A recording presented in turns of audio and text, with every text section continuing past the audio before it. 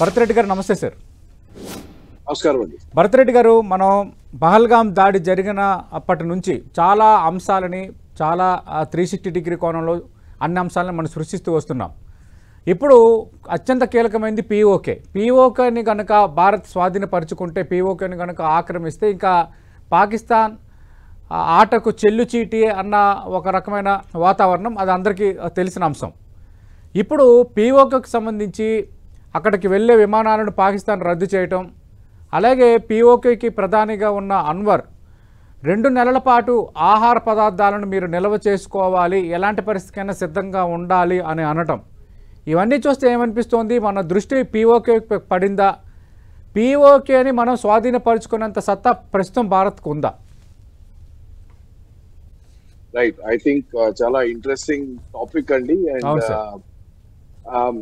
Yes, అంటే పాకిస్తాన్ తను ఊహించిన రీతిలో, అంటే వాళ్ళ వ్యూహం ఏదైతే ఉందో, కన్వెన్షనల్ వార్ పరంగా ఒకవేళ ఇండియా ఏదైనా చర్యలు తీసుకుంటే ఈ అదను చూసి వాళ్ళ రీడింగ్ లో మనం పిఓకే వైపు వెళ్తామా, అడుగు పెడతామా, బూట్స్ ఆన్ ది గ్రౌండ్ పెడతామా, ఆ ఏరియాని ఆక్యుపై చేసుకుంటామా అనే వ్యూహ రచన కొనసాగించి ఆ తర్వాత మోస్ట్ లైక్లీ అప్రోచ్, రైట్? ఎప్పుడు కూడా ఆప్షన్స్ మనం అప్రిషియేట్ చేసినప్పుడు శత్రువు ఏ స్టెప్ వేసేందుకు ఎక్కువ అవకాశాలు ఉన్నాయి అనే ఆప్షన్స్ మనం చూసినప్పుడు Pakistan, I think they are right now assuming that we will go into POK. And అందుకోసమే వాళ్ళు పంజాబ్ వైపు వెస్టర్న్ బార్డర్స్ లో కూడా చాలా మటుకు మోహరించారు వాళ్ళ యుద్ధ బలగాలని.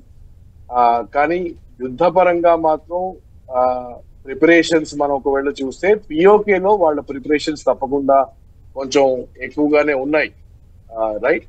సో వాళ్ళు డిఫెన్సివ్ చర్యలు తీసుకుంటున్నారు కాబట్టి మనం పిఓకేలోకి వెళ్తామా లేదా అన్నది that is left to the Indian army and its generals of India, right? So మీరు వేసే ప్రశ్నకి అది ఫస్ట్ సమాధానం అండి. ఇక రెండోది చూస్తే పిఓకే మనకు ఒక కీలకమైన భూభాగం. అంటే ఒకవైపు ఎమోషనల్ గా ఎలాగూ ఆ పార్ట్ ఆఫ్ కశ్మీర్ ఏదైతే ఉందో అది కూడా మనకు రావాలి అనే ఆర్గ్యుమెంట్ ఆల్రెడీ ఉంది. So I will put that emotion to one side. కానీ దానికంటే ముఖ్యంగా ఎప్పుడైతే మన దేశం పాకిస్తాన్ అండ్ ఇండియాగా విభజించబడిందో, అండ్ చేసింది మనం కాదు బ్రిటిషర్స్, అండ్ బ్రిటిషర్స్ అది ఎంత స్మార్ట్ గా చేశారంటే ఏ దేశానికి కూడా వేరే దేశానికి మధ్యలో ఒకంత కొంచెం బఫర్ లాగా పెట్టి ఒక దేశానికి ఇంకో దేశానికి మధ్యలో బార్డర్స్, కామన్ బార్డర్స్ లేకుండా చేశారు. సో ఒకవేళ మనకి పిఓకే వస్తే దానిపైన ఇంకో చిన్న ప్రదేశం ఉంటుంది, వాఖాన్ బార్డర్ అని, right? So Wakhan corridor is part of Afghanistan. చాలా సన్నగా ఉంటుంది, అంటే 20-30 కిలోమీటర్ల విడ్త్లో ఉంటుంది అంతే అది. సో ఒకవేళ ఫస్ట్ ఆఫ్ ఆల్ మనం ఒకవేళ పిఓకేని తీసుకుంటే మనకి ఆఫ్ఘనిస్తాన్ కి ఒక కామన్ బార్డర్ వస్తుంది ఫస్ట్ ఆఫ్ ఆల్. అండ్ ఇది మనకి ఎందుకు ఇంపార్టెంట్ అంటే ఒకవేళ మనకి ఆఫ్ఘనిస్తాన్ కి బార్డర్ ఏర్పడితే ఆ తర్వాత ఇండియాకి సెంట్రల్ ఏషియాతో డైరెక్ట్ రూట్ వచ్చే అవకాశం ఉంటుంది. ఇది చాలా ఇంపార్టెంట్ సబ్జెక్ట్. ఎందుకంటే సెంట్రల్ ఏషియన్ రీజన్స్ లో ఇవాళ ప్రెషస్ మినరల్స్ ఉన్నాయి, ఆ తర్వాత గ్యాస్ ఉంది వాళ్ళ దగ్గర. అవన్నీ కూడా అప్పుడు ఒక హైవే లాగా చేసుకొని మీకు సీ రూట్ ద్వారా కాకుండా మీకు డైరెక్ట్ సెంట్రల్ ఏషియన్ ప్లాటోకి ఒక యాక్సెస్ దొరుకుతుంది. ఇది ఇండియా పెరగడానికి కూడా ఫ్యూచర్ లో ఇది మనకి చాలా హెల్ప్ చేసే అవకాశం ఉంది. ఇంతే కాకుండా ఇవాళ మనం అందరం వింటాము బెల్ట్ రోడ్ ఇనిషియేటివ్ అని, ఏదైతే ఒక చైనా ఇనిషియేటివ్. చైనా తన సామర్థ్యాన్ని పెంచుకోవడానికి, తన ఇన్ఫ్లుయెన్స్ పెంచుకోవడానికి, ఆ తర్వాత వాళ్ళ యుద్ధపరంగా వాళ్ళ జియో స్ట్రాటజీ ప్రకారంగా అరేబియన్ మహాసాగరం, ఆ తర్వాత బే ఆఫ్ బెంగాల్, ఈ రెండింటి మీద కూడా అది దృష్టి సారించింది. అండ్ ఈ పరంగా వాళ్ళు చైనా నుంచి కారకోరం రేంజ్ ఉంటుంది, కారకోరం పాస్ ఉంటుంది. కారకోరం పాస్ ని తీసి అక్కడి నుంచి ఒక హైవే వాళ్ళు గదర్ పోర్ట్ దాకా వేశారు. And Gwadar port maintenance, Gwadar port project కూడా వాళ్ళు స్టార్ట్ చేసింది స్టార్ట్ చేయడానికి రీజన్ కూడా ఏంటంటే పాకిస్తాన్ లో చైనాలో ఏవైతే మ్యానుఫ్యాక్చర్డ్ గుడ్స్ ఉంటాయో అవి అమెరికా పసిఫిక్ మహాసముద్రంలో ఆన్ ద ఈస్టర్న్ బార్డర్ ఒకవేళ బ్లాకేజ్ చేస్తే అవే గుడ్స్ వాళ్ళు పాకిస్తాన్ ద్వారా అరేబియన్ సీ తీరానికి తెచ్చి అక్కడి నుంచి మళ్ళీ వాళ్ళు ఎక్స్పోర్ట్ చేయడానికి అవకాశం ఉంటుంది. ఒకవేళ పిఓకేని మనం సాధించుకుంటే ఈ బెల్ట్ రోడ్ ఇనిషియేటివ్ రోడ్ ఏదైతే పిఓకే నుంచి ఉందో అది కూడా బ్లాక్ అయిపోతుంది చైనాకి. And that's a big problem for China. Right. So ఇవన్నీ అడ్వాంటేజెస్ అంటే ఎమోషనల్ రీతిలో ఆలోచించకుండా స్ట్రాటజిక్ రీతిలో ఆలోచిస్తే ఈ అడ్వాంటేజెస్ అన్ని మనకు తప్పకుండా చేకూరుతాయి. అండ్ అందుకోసమే పాకిస్తాన్ దీని పరంగా ఎక్కువ ఆలోచిస్తోంది. మీకు కొంచెం పంజాబ్ వైపు కానీ పంజాబ్ వైపు కానీ సింధ్ వైపు కానీ మనం అడ్వెంచర్ చేస్తే అక్కడ 20-30 కిలోమీటర్లు వాళ్ళకి భూభాగం పోయినా కానీ వాళ్ళకి స్ట్రాటజిక్ గా దెబ్బ పడదు. కానీ పిఓకేలో మనం అడుగు పెట్టి పిఓకేని కట్ చేస్తే ఒక సైడ్ చైనాకి నష్టం జరుగుతుంది, ఇంకో సైడ్ పాకిస్తాన్ కి నష్టం జరుగుతుంది. And at the same time మనకి సెంట్రల్ ఏషియా యాక్సెస్ వచ్చి మనం బలోపేతం అవుతాం స్ట్రాటజిక్ గా. రైట్. భరత్ రెడ్డి గారు, అంటే ఒకవేళ పిఓకేని మనం సాధించే దిశగా సవాళ్ళు ఏమైనా ఎదురవుతాయా? ఖచ్చితంగా మీరు అన్నట్టుగా పాకిస్తాన్ పిఓకేని అత్యంత కీలకంగా భావిస్తోంది. పిఓకేని కనుక మనం స్వాధీనపరుచుకుంటే అటు చైనాకు కూడా ప్రతిబంధకం. అలాగే మనకి రేపొద్దున్న భవిష్యత్తులో మరింతగా ఆర్థిక వ్యవస్థ అభివృద్ధి దిశగా మరింత అడుగు వేయడానికి మనకు ఒక అవకాశం. మనకి ఎలాంటి సవాళ్ళు ఎదురవుతాయి ఆర్మీకి ఈ విషయంలో? సో పిఓకేని సాధించుకోవడం అనేది డిస్కషన్ ఎంత ఈజీయో సాధించుకోవడం అంతే కష్టం అండి. ఎందుకంటే కశ్మీర్ వ్యాలీ తర్వాత మనకి మళ్ళీ పర్వత శ్రేణులు వస్తాయి. ఇప్పుడు మీరు కార్గిల్ వార్ లో కార్గిల్ ద్రాస్ సెక్టర్ చూశారు. Those mountains go up to 16,000 feet. అక్కడ ఊపిరి కూడా ఆడదు. అండ్ మీకు గిల్గిట్ బాల్టిస్తాన్ ఏవైతే రీజన్స్ ఉంటాయో గిల్గిట్ బాల్టిస్తాన్ అనే రీజన్స్ మీకు కాశ్మీర్ పక్కన కాకుండా ఈ ద్రాస్ కార్గిల్ సెక్టర్ ఏదైతే ఉంటుందో ఆ పర్వత శ్రేణులు దాటాకే వచ్చే 2 valleys అని. రైట్. సో ఒకవేళ మీరు గిల్గిట్ బాల్టిస్తాన్ ని తీసుకోవాలంటే either you have to cross such high mountains. So first challenge is the mountains. Pakistan army కాదు ఇక్కడ ఛాలెంజ్. అక్కడున్న వెదర్, అక్కడున్న జోగ్రఫీ, ఈ 2 పెద్ద ఛాలెంజెస్. ఎందుకంటే మా ఆర్మీలో ఒక ఫండమెంటల్ ప్రిన్సిపల్ ఉంటుంది, మౌంటైన్స్ ఈట్ మెన్ అంటాం. అంటే normal flat areas, plain areas లో ఒకవేళ మనం ఒక యుద్ధానికి వెళ్ళాలి, ఒక స్థావరాన్ని క్యాప్చర్ చేయాలి అంటే 1:3 రేషియోలో వెళ్తాం. అంటే శత్రువు ఒక్కడుంటే మనం 3 వెళ్ళాలి. అదే మౌంటైన్స్ లో you read 1:9 ratio. Right. So 10 మంది ఉన్న శత్రు స్థావరాన్ని మనం క్యాప్చర్ చేయాలంటే 90 మందిని మనం పంపించాల్సి ఉంటుంది.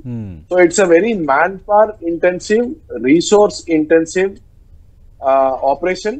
రెండోది, the operations are very slow. ఇప్పుడు ఇక్కడ నార్మల్ గా ప్లేన్స్ ఏరియాస్ లో, డెజర్ట్ ఏరియాస్ అంటే మనం ట్యాంకులను ఉపయోగిస్తాము. And we cover a lot of area in very short time. And దాంతో మనకి సర్ప్రైజ్ అనేది కూడా మనకు వస్తుంది. మౌంటైన్స్ లో అలా ఉండదు. మౌంటైన్స్ లో మీకు రోడ్లు ఉండవు, ఇన్ఫ్రాస్ట్రక్చర్ ఉండదు.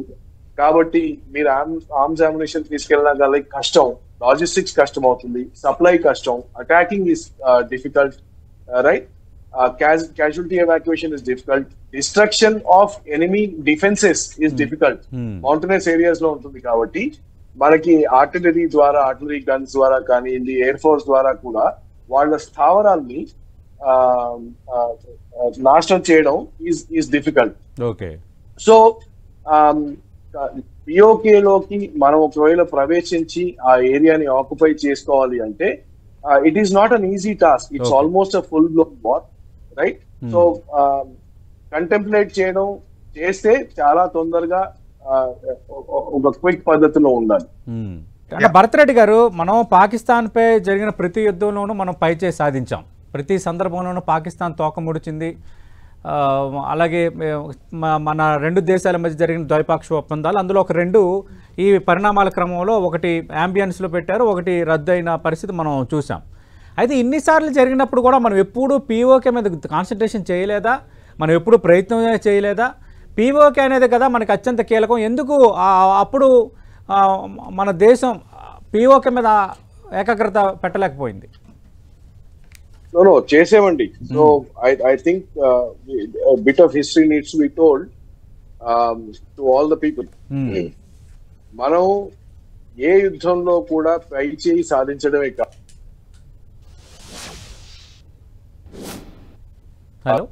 ఆక్యుపై చేసుకోవడం కూడా జరిగింది. ఓకే.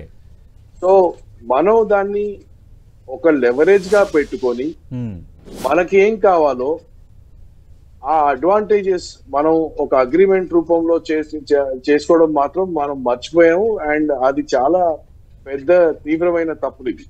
సో ఫర్ ఎగ్జాంపుల్, మీరు ఇంతకుముందే చెప్పాను, మనం లాహోర్ దాకా వెళ్ళాము, ఇస్లామాబాద్ దాకా వెళ్ళాము. We occupied more than 30 kilometers of their land. Yes, sir. That's a lot of land. And there was no reason for us to come back. We should have redrawn the map. ఇప్పుడు వాడు ఎట్లయితే 48 లో వాడు చొరబడి వచ్చాడు, చొరబడి వచ్చాక మనం దాన్ని ఎల్సీ అన్నాము, ఎల్ఓసి అన్నాము. అలాగే మనం 71 లో వాడి భూభాగంలోకి వెళ్ళినప్పుడు దాన్ని కూడా మనం ఒక ఎల్ఓసి చేసేది ఉండే. అండ్ ఆ ఎల్ఓసి ఖాళీ చేయకపోతే ఈ ఎల్ఓసి ఖాళీ చేయరా అని చెప్పేది ఉండే. ఈ రెండు మనం చేయలేదు. 1965 లో మీకు పుంచ్ రజౌరీ సెక్టర్ వైపు హాజీపీర్ పాస్ అని ఉంటుంది. ఆ హాజీపీర్ పాస్ ని మన వాళ్ళు ఎంతో కష్టపడి ఆ హాజీపీర్ పాస్ ని క్యాప్చర్ చేశారు. అండ్ అగైన్ 1965 తర్వాత ఏదైతే నెగోషియేషన్ జరిగాయో హాజీపీర్ నుంచి we were told to empty it and come back. Okay. in POK. Okay. So ఇప్పుడు రాజకీయ నేతలు వాళ్ళ ఆలోచనలు ఎలా ఉంటాయి, ఎలా డెసిషన్కి వస్తారు అని మీద మేము కామెంట్ చేయలేము. కానీ ఇది దౌర్భాగ్యం, జరిగిన డెసిషన్ మాత్రం దౌర్భాగ్యం. ఎంతో కష్టపడి జవాన్లు తమ సాక్రిఫైస్ చేసి ఎంతో ధైర్యంతో ఎంతో విపరీత పరిస్థితుల్లో వెళ్లి అలాంటి స్థావరాలను ప్రదర్శించినప్పుడు మళ్ళీ వాటిని ఖాళీ చేసి వాపస్ రావడం అనేది, అండ్ దాంతో ఏమైంది, యాక్చువల్లీ హాజీపీర్ పాస్ వాళ్ళకి ఇవ్వడంతో pass, any pass is a route, వాళ్ళకు ఒక రూట్ ఇచ్చేసాం మనం. ఇవాళ పిఓకేని మనం ఆక్యుపై చేయాలంటే ఫస్ట్ వాళ్ళకి ఏదైతే రూట్ వస్తుందో from Sialkot area or Muzaffar Nagar area, అక్కడ నుంచి వాళ్ళు కొండ ప్రాంతాల్లోకి ఎలా అయితే వస్తారో, ఏదైతే వాళ్ళ మెయిన్ ఆర్టరీస్ ఉంటాయో వాటిని కట్ చేయాల్సి వస్తుంది. First you destroy the logistics first. Okay. So ఒక పిఓకేని మనం పదాతి దళాలతో వెళ్ళి పిఓకేని మనం జయించాలంటే 2-3 చర్యలు చేయాల్సి వస్తుంది. ఫస్ట్ ఏంటంటే, మనకి వెస్టర్న్ బార్డర్స్ ఏవైతే ఉన్నాయో, అంటే సింధ్, పంజాబ్ ఆఫ్ పాకిస్తాన్ ఆర్ మన desert border in Rajasthan and Punjab border మనకి ఏవైతే ఉన్నాయో అక్కడ మనం దాడి చేయాల్సి వస్తుంది. ఎప్పుడైతే వాళ్ళ పాపులేషన్ సెంటర్స్ లో మనం దాడి చేస్తామో అప్పుడు వాళ్ళకున్న defensive capability gets divided. Part of them will come down to Punjab Sindh area and the number of resources that they can employ in POK will reduce. Okay. So దీనికి మీరు ఒక వ్యూహం లాగా తీసుకుంటే మోటామోటా అందరికి తెలిసిందే, రైట్? మీరు శత్రు కేపబిలిటీని చీల్చాల్సి వస్తుంది. శత్రు కేపబిలిటీని చీల్చాలంటే మీరు ఇంకో 2-3 ప్రదేశాల్లో కూడా, అంటే పిఓకేలో కాకుండా నేను ఎందుకు చెప్తున్నానంటే, పిఓకేని సాధించగలమా అంటే సాధించడానికి ఎన్నో ఛాలెంజెస్ ఉన్నాయి. అండ్ ఇట్ ఈస్ మనం ఇట్లా టీవీ షోల్లో కూర్చొని మాట్లాడినంత ఈజీ కాదు.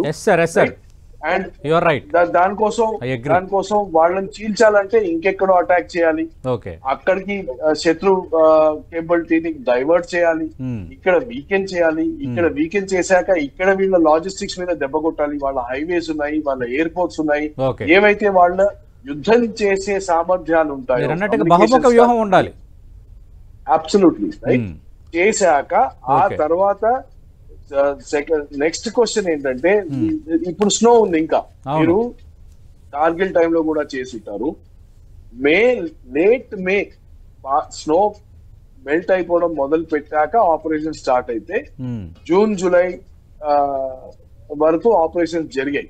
రైట్, ఆ తర్వాత కూడా ఇంకా 2-3 నెలల వరకు నడుస్తూనే ఉండే. అది అఫ్ కోర్స్ ప్రజలు they are not aware of it. So మీకు పిఓకేలు తీసుకోవాలంటే మీకు వెదర్, అడ్వర్స్ వెదర్ అనేది కూడా ఒక పెద్ద problem right now. Okay, so చేయగలవా అంటే చేయగలవు, కానీ అన్నిటికంటే పెద్ద సమస్య ఇక్కడ 2 మీకు ఎదుర్కొంటుంది, మనం ఎదుర్కోవాల్సి వస్తుంది. ఒకటి, పాకిస్తాన్ కి నేను ఇంతకుముందు కూడా పదే చెప్పాను, న్యూక్లియర్ కేపబిలిటీ ఉంది. న్యూక్లియర్ కేపబిలిటీ ఉండడంతో వాళ్ళకి నో ఫస్ట్ స్ట్రైక్ అనే ఫిలాసఫీ కూడా ఉంది. అంటే మనం పాకిస్తాన్ భూభాగంలోకి ఎప్పుడైతే అడుగు పెడతామో ఆ రోజు వాడు ఏకతాటిగా న్యూక్లియర్ బటన్ ని ప్రెస్ చేసే అవకాశం ఎక్కువ. Are we prepared for that is also a very critical question. Yes sir. If we go into POK with full strength, Pakistan might trigger a nuclear attack. Right. And ఇవాళ మనకున్న capability ఏంటి, మన భూభాగంలోకి వాడు missiles వదిలిపెడితే మన భూభాగంలో మనం defend చేసుకోవడానికి మన దగ్గర కేబిలిటీ ఉంది. కానీ మన ఫోర్సెస్ ఎప్పుడైతే దాటి పిఓకేలోకి వెళ్తాయో అక్కడికి వెళ్ళాక మన ఫోర్సెస్ మీద వాడు ఒక కేంద్రీకరణ టాక్టికల్ న్యూక్లియర్ వెపన్ వాడితే దాన్ని మనం కాపాడుకోగలుగుతామా? Major question. సో ఇవన్నీ చిన్న చిన్న ప్రశ్నలు కదా, మేజర్ మేజర్. అవును. ఎస్.